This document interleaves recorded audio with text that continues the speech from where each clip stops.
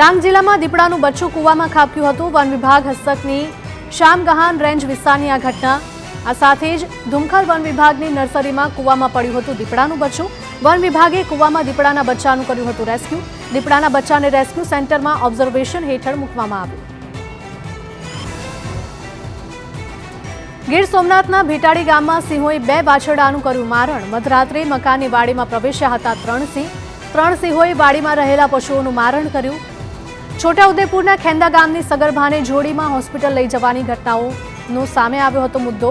અંતરિયાળ વિસ્તારમાં સગર્ભાઓ પ્રસૂતાઓની મુસીબતો હજુ પણ યથાવત છે। મહામુસીબતે હોસ્પિટલ પહોંચેલી સગર્ભાએ બાળકને જન્મ આપ્યો હતો। હોસ્પિટલમાંથી રજા બાદ મહિલાને ખિલખિલાટ ગાદી ખેંદા ગામે મૂકવામાં આવી।